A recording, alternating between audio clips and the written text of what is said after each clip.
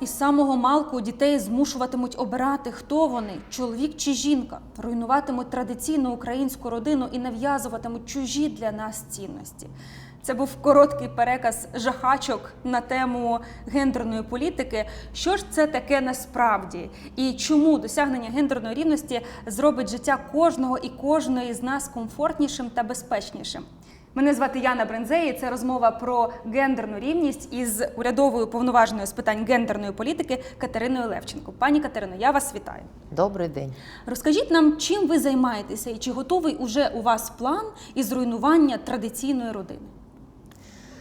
Давайте я відразу скажу, що руйнування родини не є складовою гендерної політики. Більш того, якщо ви відкриєте закон України про забезпечення рівних прав та можливостей жінок і чоловіків, то одним із перших напрямів гендерної політики є підтримка сім'ї, підтримка материнства, дитинства, батьківства і допомога якнайкраще поєднувати професійні та сімейні обов'язки, які є у абсолютної більшості громадян. Тому, коли ми говоримо про гендерну політику, ми говоримо про політику держави, міжнародних громадських організацій, яка спрямована на забезпечення рівних прав та рівних можливостей жінок і чоловіків. Знов-таки відкриваємо закон України, в якому це дуже чітко сформульовано. І здавалось би, а навіщо потрібна політика? Ми і так розуміємо, що в сучасній країні, яка називає себе демократичною, яка рухається до верховенства права, яка говорить про те, що принципи прав людини є такими домінуючими, навіщо нам така політика? І тут я поясню, що коли ми говоримо про рівні права, то здебільшого рівні права досягаються шляхом забезпечення їх на рівні законодавства. Тобто заборона дискримінації, рівне ставлення до різних людей, в тому числі за ознакою статі. І якщо ми подивимося на наше законодавство, то фактично абсолютна більшість положень і законів, і підзаконних актів, вони є такими, що не створюють основу для нерівності. Але гендерна рівність – це не тільки про права, а це ще й про можливості. А можливості ми не можемо прописати в законі, бо зрозуміло, що це і індивідуальні особливості кожної людини, але це і ті структурні речі, які існують в суспільстві і які один і той самий шлях роблять різним з точки зору проходження для різних людей. І от як зробити таким чином, щоб і у жінок, і у чоловіків були рівні можливості для самореалізації себе в суспільстві, про це і є гендерна політика. Тобто, насправді, це політика, яка враховує інтереси, потреби, особливості різних груп людей, перш за все за ознакою статі, жінок і чоловіків, але також і вікових груп, тому що зрозуміло, що можливості і потреби у людей молодого віку або старшого, вони відрізняються. І якраз такі підходи наближають нас дуже сильно до Європейського Союзу, тому що в центрі європейської цивілізації стоїть людина, стоїть особистість. І не середньостатистична, а дуже-дуже різні люди. І ми можемо зробити нашу політику в будь-якій сфері суспільного життя і державного управління ефективною лише тоді, коли ми будемо враховувати інтереси різних груп людей. Щоб приклади, знаєте, можна наводити глобальні приклади, а можна такі навіть побутові. В моє дитинство всі увімкачі світла робилося високо. І я згадую своє дитинство, а також свою бабусю, яка була невеликого зрісту, і їй завжди було дуже складно вмикнути світло, або вимикнути його. Зараз, якщо ми подивимося, то в абсолютній більшості приміщень світло робиться, або вмикачі світла робляться на високому рівні від підлоги, для того, щоб незалежно від зросту людині було зручно це зробити. От вам приклад, як змінюється підхід і який створює можливості для того, щоб ми увімкнули світло. Але мені тут здається, що важливо розуміти різницю між однаковістю і рівністю. Тому що, наприклад, громадські вбиральні в ресторанах, де завгодно, до жіночих, в концертних залах, до жіночих черга стоїть кілометрова, чоловічі з такою проблемою не стикаються. Хоча там може бути однакова кількість кабінок, просто є особливості жіночі і особливості чоловічі. І тут питання, як не звести рівність до однаковості, тому що рівність – це ж про те, коли кожен, враховуючи свої особливості, може максимально реалізувати свій потенціал. Ну от якраз ви абсолютно слушне питання задаєте, тому що через призму концепту можливості ми і відмовляємося від концепту однаковості. Ну, не можуть ніколи чоловіки і жінки бути однаковими. Так само, як не можуть бути однаковими дві людини, там, як чоловік і чоловік, або ну, навіть близнюки, да, або двійнята, вони не будуть все рівно однаковими. Тому намагання врахувати ці особливості і є специфікою політики. І з цього приводу ми якраз і маємо дивитися на право, да, тому що іноді однакові правові норми, вони по-різному впливають на чоловіків і жінок. Або, якщо говорити більш широко, на різні групи, тому що ми говоримо, наприклад, про множинну дискримінацію, яка може існувати в суспільстві, коли включаються такі фактори, як вік, місце проживання, соціальний статус, релігія, рівень освіти, рівень здоров'я, інвалідність та інші, етнічне походження та інші показники. І отут, знаєте, принципом однаковості в підходах є дискусії щодо участі жінок в політичних процесах, ну і традиційна недопредставленість в нашій країні жінок на вищих щаблях державного управління і особливо в Верховній Раді. Ми зробили прорив у 2019 році після 12%, які там поступово від одного скликання Верховної Ради до іншої піднімались на 2-3, піднялись до 20%. Але поки ми раділи недовго цьому показнику, європейські країни піднялись на 30, 40, 45% представленості жінок і чоловіків. І почались дискусії. Ну, рівні ж формально доступ рівний. Як говорять, хто вам забороняє? Хто забороняє? Тобто все однаково з точки зору права. Але оця однаковість, вона показала, що по-перше, коли мова йде про вибори і потрібно внести певний фінансовий внесок, жінки менше володіють бізнесом і менше у них є такі можливості.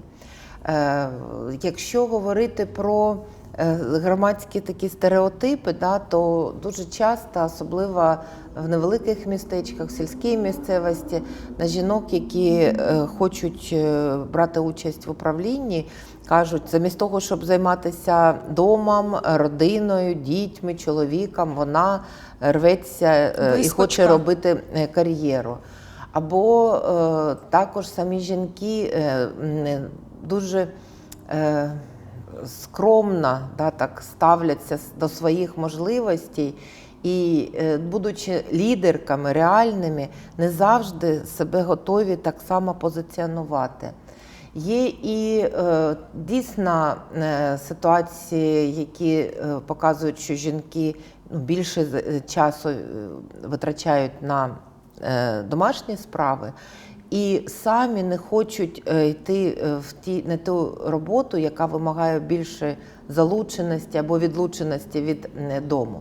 Тобто ці речі ми не пропишемо з вами в законі. Але ми маємо розуміти, що якщо суспільство складається із жінок і чоловіків, а воно так і складається, то і жінки і чоловіки мають можливості для розкриття себе в будь-якій сфері.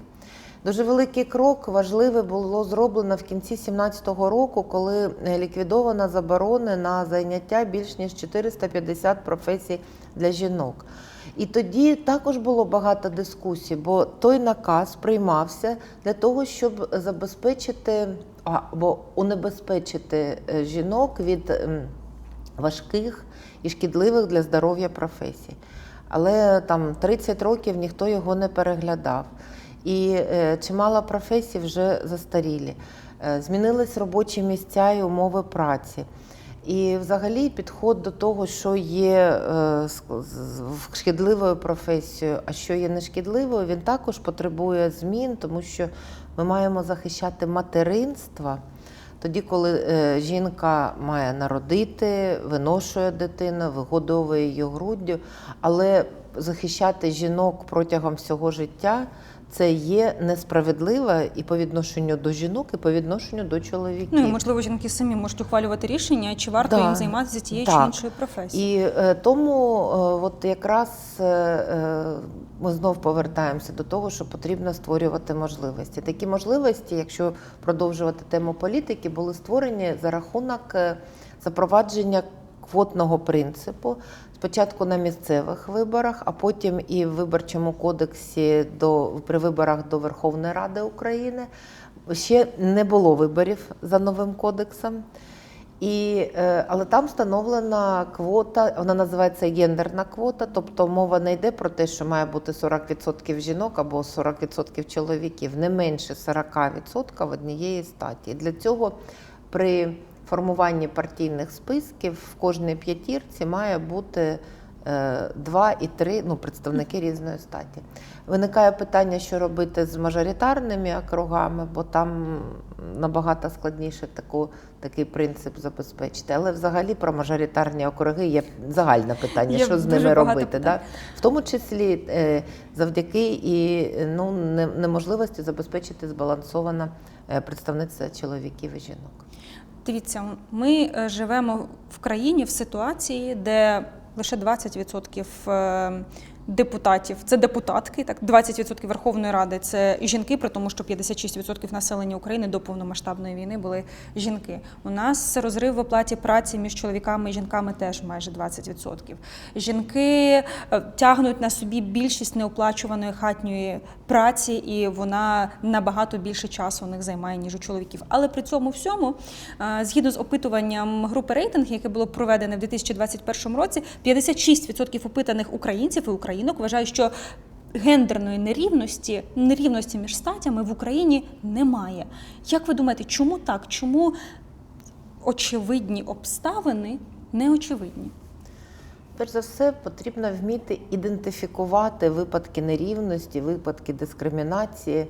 Я люблю згадувати історію з нашого сімейного життя, коли моїй старшій доньці було приблизно 10 років, вона була в дитячому таборі, і тоді ще мобільні телефони була достатня рідкість, і раптом мені телефонує на роботу моя дитина, така схвильована, емоційна, і каже: «Мама, мені терміново потрібна конвенція про права дитини».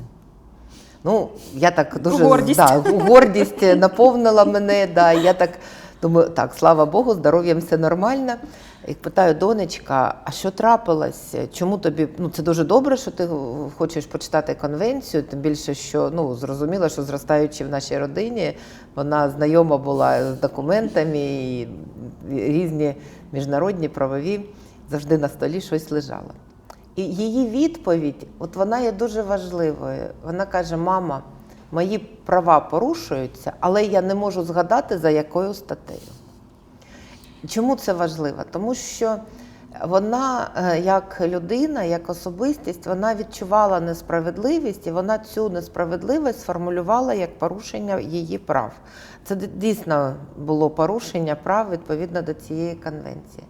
Але як дитина вона не могла раціоналізувати і чітко визначити, а де ж такі права порушуються. Тому дуже важливо, щоб в нашому суспільстві ми більше розуміли порушення цих прав, а саме громадські організації, правозахисні організації, держава, уповноважена Верховної Ради з прав людини. Всі уповноважені на це структури, в тому числі і органи місцевого самоврядування, допомагали людям, по-перше, робити так, щоб права не порушувалися, а друге, ідентифікувати, що є такі порушення. Ми знаємо таку ситуацію саме і в ставленні до домашнього насильства, наприклад. Тобто, чому, починаючи десь з 2018 року, у нас дуже сильно почала зростати статистика звернень з питань домашнього насильства? Тому що люди зрозуміли, що це злочин, що це ненормально. Правильно. Мене завжди питають, дивіться, як у нас зросло насильство в сім'ях. Я кажу, це не насильство зросло, може його навіть і менше стало. Але виявляємось стало більше. Люди почали про це говорити. Відповідно, поліція, соціальні служби і інші дотичні структури реагувати на ці злочини. Чому почали говорити? Тому що чимало інформаційних кампаній, чимало уваги з боку вищих посадовців, керівників держави, першої леді, громадських міжнародних організацій. Тому, якщо ми говоримо про питання рівних прав та можливостей, обов'язково більше інформації, більше навчань. І мене дуже тішить той факт, що більше державних органів влади почали серйозно займатися цими питаннями.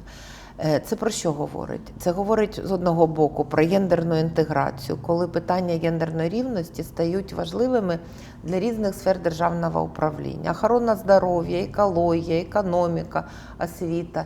І от в кінці минулого року Міністерство освіти завершило розробку, подало на розгляд Кабміну, і Кабмін затвердив стратегію гендерної рівності в освіті. Тобто це про те, що от питання подолання стереотипів, нестереотипного виховання, вони стануть частиною освітнього процесу. І це є дуже і дуже важливо.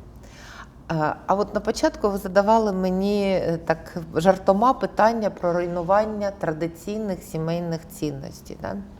Знаєте, це насправді дуже такий серйозний концепт, тому що ми як люди, ми тяготіємо до традицій. І ми хочемо жити з традиціями, ми живемо з традиціями, ми відроджуємо там традиції культурні, і мистецькі, і історичні. І я переконана, що в українському суспільстві дуже тепле ставлення до традицій, саме до українських традицій. І тому дуже легко маніпулювати цим терміном, тому що коли ти чуєш, що можуть образити щось, що тобі близько, не будеш розбиратися, а чи дійсно ображають, чи не ображають. І от питання якраз руйнування традиційної родини. Тобто, коли ми говоримо про, це такий маніпулятивний концепт, він сформований. Я навіть не розумію, що він, чесно кажучи, означає. Я якраз і хочу сказати, про які традиції ми говоримо. Так. Я в такій ситуації згадую завжди оповідання, яке я прочитала вже дорослою, тому що в моєму дитинстві його не було. Це Володимира Вінніченка, Федько Бешкетник, коли хлопчика, який, як його батьки вважали, завинив, а насправді він був скривджений, батька відпоров різками, бо так потрібно було, і хлопчик помер, бо у нього він кинувся спасати іншого, який потрапив там в холодну воду, а той інший сказав, що цей Федько його туди штовхнув. І в результаті, мало того, що він застудився, його ще сильно побили вдома, і він помер. Я пам'ятаю, як ми разом плакали над цим оповіданням. І на покарання фізичне, тілесне, в тому числі різками, це була традиція. Так.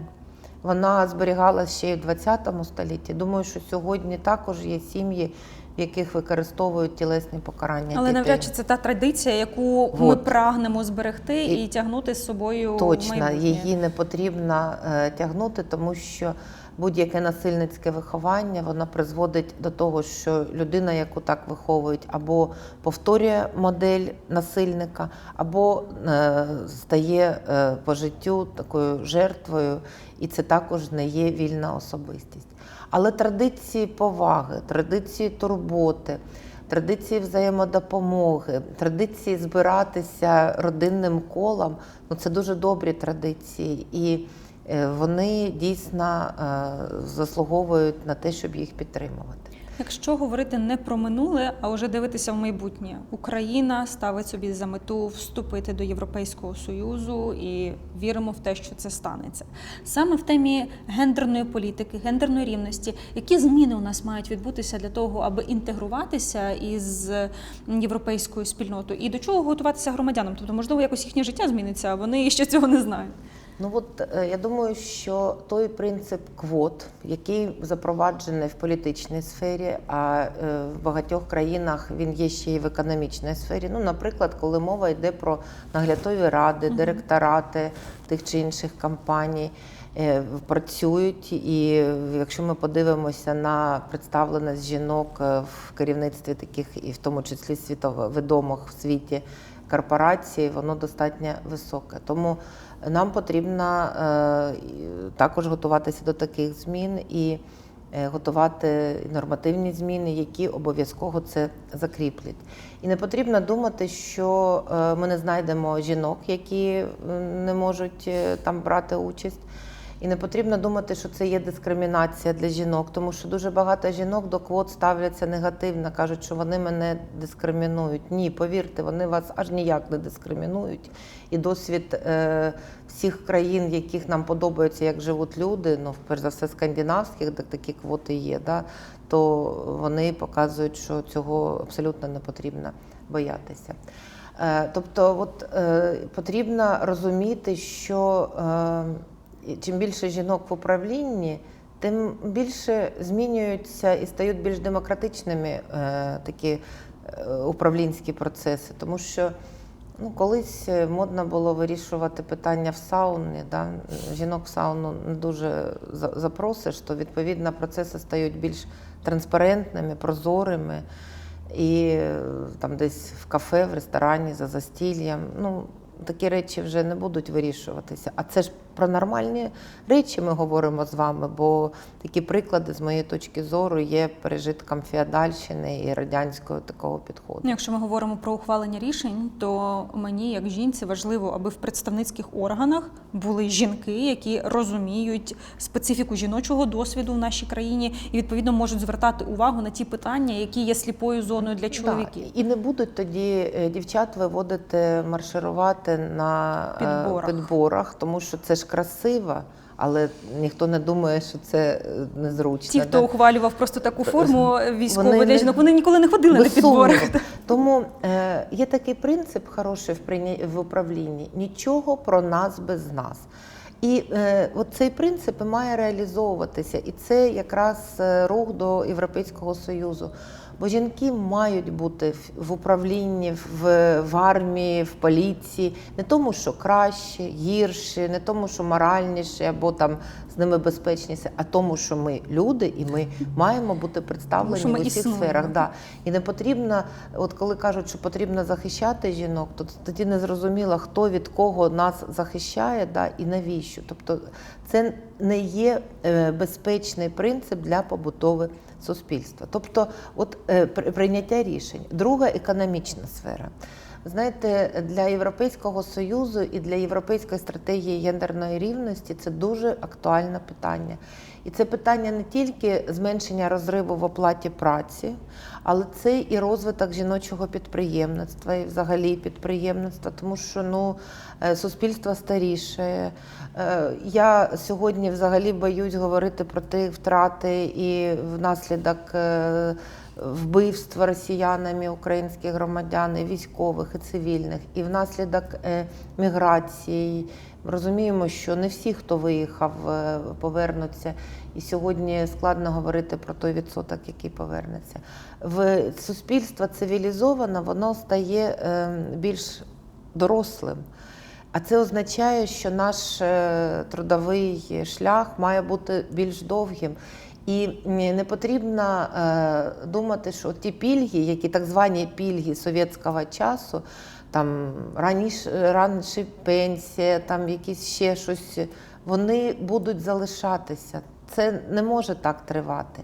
До цього потрібно правильно ставитися, розвивати дійсно різні форми економічного підприємництва, але також створювати умови для гідної праці. Тому що питання не просто в праці, да, а питання в гідній праці. Бо люди живуть, заробляючи собі на життя, але умови праці мають бути гідними. І знов-таки от така паралель, увага до гендерних питань допомагає вирішити проблеми тих, ну, наприклад, чоловіків, на які ніколи не звертали увагу.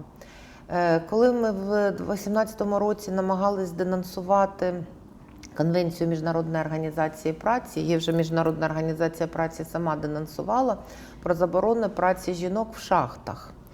Бо заборона така була, але насправді жінки працювали, тільки їм не доплачували за це.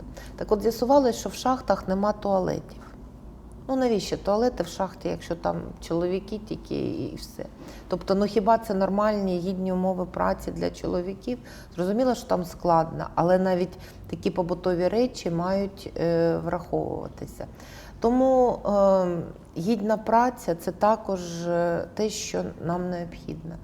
Реформа системи оплати праці. Проблема сьогодні полягає в тому, що фемінізовані галузі праці, а це освіта, соціальна сфера, охорона здоров'я, фемінізовані, де більше працює жінок, вони є низькооплачуваними. І я не можу зрозуміти, чому, там, скажімо, у нас судді або прокурорські працівники отримують дуже високу заробітну плату, а лікарі і вчителі отримують низьку заробітну плату. В суспільстві, де рівень індивідуалізації буде дуже-дуже великий в зв'язку з травмами, нам дуже потрібна якісна соціальна допомога і соціальна робота з людьми. А це можливо лише тоді, коли там будуть також нормальна оплата праці, бо інакше ми не зможемо розвиватися як сучасне суспільство. Тобто це такі речі, які є важливими. Ну і освіта. Це те, що потрібно робити сьогодні батькам, розуміти, що дівчатам потрібна освіта. У нас жінки мають прекрасно, високий рівень освіти, але здебільшого гуманітарно. Та ті сфери, які є на сьогоднішній день менш оплачуємо. Перш ніж ми змінимо і зможемо поміняти оцю всю структуру оплати праці, я думаю, що потрібно, щоб більше дівчат отримували ту освіту, яка є сьогодні основою для роботи в сучасних галузях. Але ж дівчата, їхні батьки бачать світ довкола себе, бачать, що в кіно часто жінка – це вчителька, медсестра, лікарка в кращому разі, рідко юристка, завідувачка може, відділення. да. Ну, юристкою може ще бути адвокаткою, але, наприклад, жінка у STEM-професіях, жінка-програмістка, жінка нейробіологиня. Да. Це фізик, хімік. Сьогодні це такі професії, які дуже-дуже потрібні. І це ті речі, які будуть давати можливість розвиватися і людині, і Україні. Але думати про це потрібно не тоді, коли дитина в 10 чи 11 класі і з'ясовується, що для того, щоб бути біологом, нібито потрібно добре знати фізику і хімію. Тому я завжди, торкаючись цієї теми, звертаюся до батьків, думаючи про естетичне і гуманітарне виховання мови. Думайте також про те, що сьогодні сталий розвиток забезпечується за рахунок STEM спеціальності, тобто техніка, економіка, математика, фізика, хімія. У нас хороші традиції, якщо говорити про традиції в освіті з цих дисциплін, і націлюйте дівчат на те, що це сучасно, що це модно, і це дасть можливість потім міцно стояти на ногах. Завдяки нашому руху в ЄС в Україні нарешті торік була ратифікована Стамбульська конвенція. Станом на зараз, що з неї вже імплементоване і можемо собі поставити зелену галочку, а з чим ще є проблеми і ви відчуваєте, що супротив до змін залишається? Знаєте, Україна довго йшла до ратифікації конвенції. Ми підписали документ в 2011 році, почали працювати над змінами законодавства, навчаннями для різних груп фахівців, і правоохоронці, і поліція, прокурори, судді, соціальні працівники. Разом з тим, і прийняли закон про запобігання та протидію домашньому насильству, який прийшов на зміну закону про попередження насильства в сім'ї. Криміналізували домашнє насильство. Це сталося в 2017 році. І якщо подивитися на положення конвенції, то дійсно значна частина положень цієї конвенції була імплементована в національне законодавство і в практику його реалізації ще до ратифікації. Але це правильно, так і має бути, бо коли готується ратифікаційний документ, держава має бути готова до того, що у неї вже ці позиції є в законодавстві і в практиці. От я вам кажу, що ми криміналізували домашнє насильство. Тобто з 2019 року, бо рік дали на навчання, насильство розглядається як злочин, а не тільки адміністративне порушення. Але є питання.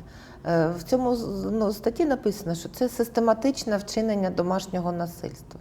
Тобто просто домашнє насильство є адміністративним правопорушенням. Один раз можна побити. Аж систематично. Ага. Поняття систематичності. Про це потрібно говорити з юристами, юристками, професіоналами. Але тут виникає такий камінь спотикання, як розглядати питання систематичності. Є такий злочин, як мутиляція жіночих статевих органів. Це практика, яка пов'язана з традицією, культурою мусульманських народів Африки і азійських низки країн. Вона дуже поширена в Єгипті, наприклад, і ми навіть не усвідомлюємо, що 80% єгипетських жінок проходили через ту страшенну операцію. Враховуючи, що і наші громадяни живуть по всьому світу, одружуються з іноземцями, що люди з інших країн приїжджають сюди, то це, в Європі це вже розповсюджене явище. Скоріше за все, воно є і в Україні. Але такий злочин не включений в законодавство як самостійний злочин, а розглядається через тілесне ушкодження середньої тяжкості. Це зовсім повірте, це різні речі. Тобто я можу сказати, що за буквою дуже багато речей конвенції включено в законодавство, але важливо, щоб і дух конвенції, він також був дотриматий. Так, і це ключове, тому що одна справа інтегрувати в законодавство, ухвалити підзаконну базу, всю, але працюють із жінками або чоловіками, дітьми, які постраждали від домашнього насильства, поліціянти на місцях, прокурори на місцях, і там буває дуже по-різному. Ми все ще можемо почути, а якої довжини у тебе була спідниця, а чого ти до нього кидалася? Можна так. У нас дуже важливо, щоб тягар доведення в цих справах максимально покладався на того, хто кривдить, а не на постраждалу. Щоб дійсно працювала ця система взаємодії різних органів державної влади. Ми бачимо серйозний прогрес. І от та статистика, про яку я вам говорила на початку, один з показників такого прогресу. Люди знають, ідентифікують, довіряють, державні органи, правоохоронні реагують. Але і покарання за домашнє насильство у нас неефективне, бо штрафи б'ють перш за все по родині. Громадські роботи, вони не застосовуються і фактично не застосовуються. І найбільша проблема, з моєї точки зору, це робота з кривдниками. Тому що досі це не є таким, моя позиція, що це має бути одним із видів стягнень. Скажімо так, суд нас не призначає корекційні програми, людина їх має проходити для того, щоб не повторювати таку поведінку, бо питання ж не тільки, щоб зупинити випадок насильства, а для того, щоб він не повторювався. Але наразі такої системи немає, і ми маємо чимало рецидивів, які вже потім відображуються в статті 126 з приміткою 1 «Домашнє насильство». Я була в комісії з питань помилування при президентові України і розглядала чимало випадків, коли жінки були засуджені за статтею «Умисне вбивство» 115 Кримінального кодексу, вбивши свого партнера або чоловіка, який довгий час коїв насильства. І, на жаль, інша стаття, там, вбивство в стані афекту, вона не розглядає оці довготривале насильства і такі мучення, як пом'якчувальну обставину при розгляді таких справ. А конвенція розглядає. Тобто нам потрібно міняти і підходи до розгляду в дуже багатьох справ.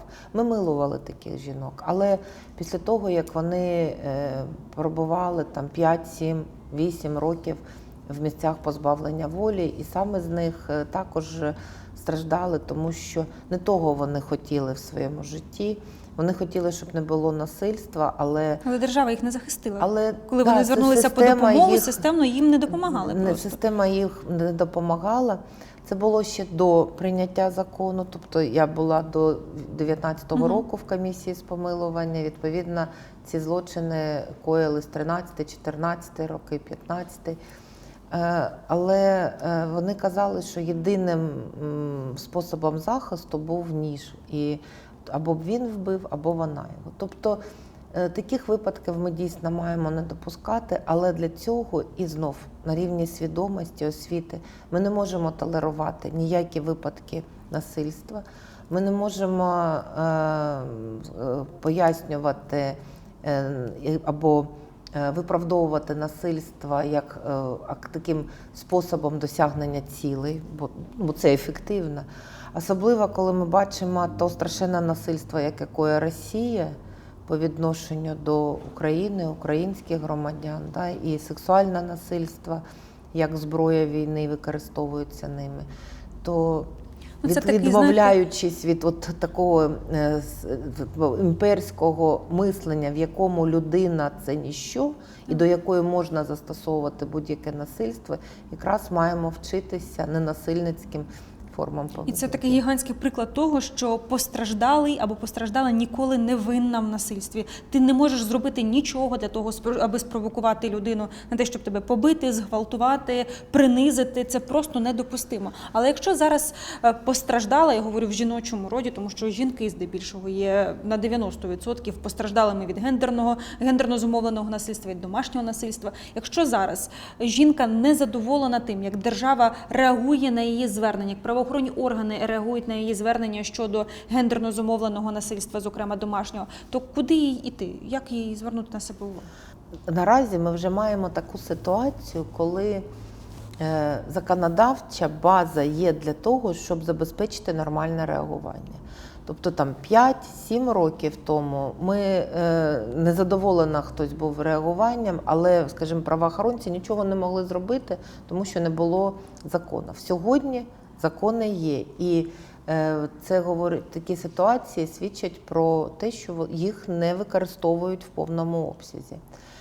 Кому скаржитись? Уповноваженому Верховної Ради з прав людини. Він розглядає скарги на порушення, пов'язані з дискримінацією і незадовільну роботу тих чи інших державних служб.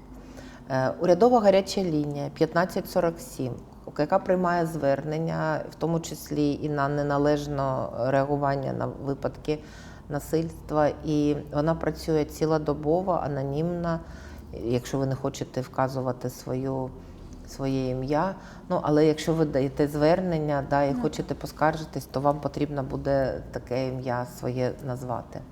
Ви можете звертатися до громадських організацій, які активно допомагають постраждалим. Це і Асоціація жінок-юристок «Юрфем», це і громадська організація «Ластрада Україна», в якій також працює цілодобова гаряча лінія 116-123, якщо ви телефонуєте з мобільних, або 0800 500 335, якщо ви телефонуєте зі стаціонарних телефонів. В будь-якому випадку також є прийом керівників і поліції, і Міністерства внутрішніх справ, і Офісу Генерального прокурора, які також розглядають скарги. Офіс Генпрокурора створив окремий департамент, який займатиметься справами, пов'язаними з насильством в сім'ї, гендерно зумовленим насильством. Це також є дуже важливо. Тобто в перспективі в історичній я бачу дуже багато позитивних змін. Але я розумію, що кожна людина живе зараз і тут, і думати про ті зміни, які прийдуть ще через кілька років, на особистісному рівні дуже складно. Тому тут ми маємо гуртуватися, щоб не допускати таких ставлень, що це приватна справа, ти сама винна, або ти маєш себе поводити по-іншому. Влітку в ЄС очікується прийняття директиви щодо протидії домашньому насильству стосовно жінок. Чи може така директива бути імплементована в Україні якнайшвидше? Чи є це взагалі в нашому плані євроінтеграції ухвалення от таких документів? Взагалі український уряд проводить постійно таку звірку власного законодавства з директивами Європейського Союзу в усіх сферах. Це процес асоціації до ЄС, який розпочався ще багато років тому, і він включає в тому числі і адаптацію національного законодавства до законодавства ЄС в усіх сферах, в тому числі в соціальній сфері, правоохоронній сфері, сфері боротьби з насильством. Ми вивчаємо цей документ, як тільки він буде прийнятий, буде перекладений українською мовою, щоб вже остаточно, поки працюємо з англомовним текстом. І буде зроблено аналіз того, наскільки українське законодавство відповідає цій директиві. Вона дуже багато в чому наслідує Стамбульську конвенцію, Конвенцію Ради Європи про боротьбу з насильством стосовно жінок і домашнім насильством. Це актуальне завдання для держави, для громадських і міжнародних організацій якраз зробити всі необхідні кроки, щоб положення директиви стали частиною національного законодавства. І практики, от тому що норма може існувати, але вона має працювати. Ну так, це знаєте, як в Конституції Радянського Союзу 33-го року, яка вважалася однією з найдемократичніших, 36-го, так, яка вважалася однією з найдемократичніших конституцій світу. Так, можна написати все, що завгодно, розстріляти мільйони людей і загноїти їх в таборах. Да. Тому тут настільки важливо, щоб воно дійсно виконувалося. Але коли ми говоримо про майбутнє, то для України в майбутньому стоїть завдання величезне із відбудови країни. І відбудова, мені здається, це ж не тільки про мости, про дороги, про будинки, що теж надзвичайно важливо після цієї жорстокої, нічим не пояснюваної агресії з боку ворога відбудувати. Але ж це і наша можливість в усіх сферах збудувати якісну нову державу, в тому числі і в сфері гендерної рівності. Тому тут виникає питання, чи обговорюється вже зараз гендерний компонент у процесі відбудови, щоб жінки були так само залучені і до ухвалення рішень, і до проєктування цих рішень. Я хочу сказати, що в минулому році під час Української конференції з відновлення в Лугано були затверджені основні принципи відновлення, і серед них принцип гендерної рівності і інклюзії. Це дуже важливо. Але питання не тільки, як ми будемо відновлювати гендерну рівність, а як цей принцип гендерної рівності буде виявлятися в усіх сферах. Так? Коли ми будемо будувати нові концертні зали і кінотеатри, як там буде врахована кількість туалетів або ширина дверей, да, тому що туди мають заїхати люди на візку, або мають бути пандуси, по яким пройде той, який, або та, які втратили свої там кінцівки на війні. Там мають бути зручні місця, тобто тут принцип гендерної рівності, він поєднується з принципом інклюзії. І мають бути дитячі кімнати, да, тому що ми також розуміємо, що потрібно, щоб такі суспільні простори, вони були дружніми до сімей з дітьми і для різних груп, да, не для середньостатистичного чоловіка і не для середньостатистичної жінки, а от для різних груп. Як будуть влаштовані наші вулиці, наскільки вони будуть безпечними і зручними для пересування. Знов-таки згадую одне з перших моїх інтерв'ю, там ще, мабуть, на початку 2000-х років, яке вийшла в «Голосі України», здається, така газета Верховної Ради, да? Воно називалось «Гендерна політика починається з пандусів на дорогах». Бо поїздивши з візком, з дітьми і дивлячись на сходи в перехід, щоб перейти до цивілізації на іншу дорогу, бок дороги, я мала знести візок вниз, а потім я мала його підняти, бо цих рейок, по яким сьогодні можна хоч якось його провести, тоді взагалі не було. І я розуміла, що ці відсутність пандусів і переходи, вони просто відрізають мене від життя, бо там була каса, магазин, там була бібліотека і там була зупинка громадського транспорту. Наш громадський транспорт також не пристосований до цих речей. Тобто наш простір, він має бути безбар'єрним. І в цьому ця безбар'єрність – це також втілення принципу гендерної рівності. І ця ініціатива пані Олени Зеленської по створенню безбар'єрного середовища має розвиватися і наповнюватися новим сенсом. Тому що ми не зможемо з вами сказати, якого бар'єру не має бути. У кожного свій є бар'єр. І тому ця стратегія говорить не лише про фізичні бар'єри, але й інформаційні, освітні і громадські. Тобто люди мають не мати таких бар'єрів. І те, що ми маємо сьогодні перекладачку жестової мови, дасть можливість дивитися і слухати нашу передачу тим, кому потрібна така допомога. Але такі можливості не всюди забезпечені. Це дорого. Гендерна політика і гендерна рівність – це не про дешеві, прості і прямолінійні рішення. І я також хочу, скажімо так, убезпечити всіх нас від того, що думати, що гендерна політика – це простіше. Ні, тому що потрібно пристосуватися до різних. Але це ефективно. Але це про наше життя, про якість нашого і безпеку життя. Нашого життя. І ми маємо позиціонувати себе як країна якісного життя. Життя, яке де життя кожного є важливим. Тому давайте не будемо шукати цих простих рішень, але проходячи через це гирло війни і втрачаючи стільки наших і молодих людей, і старшого віка, і дітей, ми маємо бути готові до такої наполегливої, кропіткої праці, яка зробить і наше життя кращим, і України. Але це і є гендерна політика.